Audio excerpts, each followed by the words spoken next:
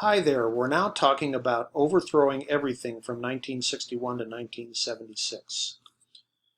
After a brief recovery from the Great Leap Forward failure, China was plunged into more mayhem with the Cultural Revolution. The Cultural Revolution lasted a decade in three phases. The first phase, from 1966 to 68, were mass movements, public rebellion, Red Guard rallies. 1968 to 71, sending the Red Guards to the countryside and the rise to power of the People's Liberation Army and violent mass purges. 1971 to 1976, normalization and consolidation after Lin Biao's defection. And here's a picture of Mao with the Red Guard all holding the little red book. Here's a propaganda poster of students marching forward holding the little red book out in front of them. It's a picture of Lin Biao, who died in a plane crash over Mongolia. The scuttlebutt is that he was shot down. His plane was shot down by the Chinese Air Force, and his family was on the plane with him. Very sad. The Cultural Revolution impact on Chinese politics and society was pervasive, violent, and destructive. Liu Shaoqi and Zhou Enlai were put in charge of the economy after the failed Great Leap Forward.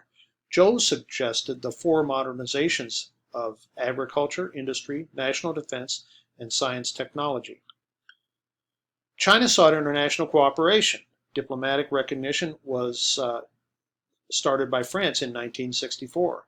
China allowed acceptance of local markets as a supplement to the planned economy. During this time, local markets were established, return to household farming, and a general retreat from collectivization.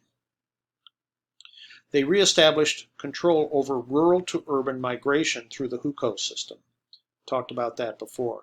Mao was openly blamed for the failure of the Great Leap Forward, and it deepened his political isolation. Mao's assessment of the current China political situation became critical and pessimistic. Mao was sidelined, had hardly any influence on economic policy and central decision making. In 1962, he launched a nationwide socialist education campaign to renew class struggle, the prelude for the Cultural Revolution. The socialist education campaign faded away in 1964 and 65, so Mao refocused on the education system. The Tibetan uprisings led to the flight of the Dalai Lama to India. The Sino-Indian War fought over control of mountain spaces in 1962 between Tibet and India. China won, but no real change in China-Indian borders. Mao's cult of personality systematically developed to serve immediate political ends. The entire leadership felt it useful to promote the Mao cult to stabilize the party. The General Political Department of the People's Liberation Army under Lin Biao had the task of reviving and refashioning the cult. They developed a simplified and dogmatized version of Mao's thought, the Little Red Book. By 1964 and 65, the Mao cult was ubiquitous. Internationally, China became more isolated. Here is a picture of the Little Red Book with quotations from Chairman Mao. I'm going to stop there and we'll take it up in part 2.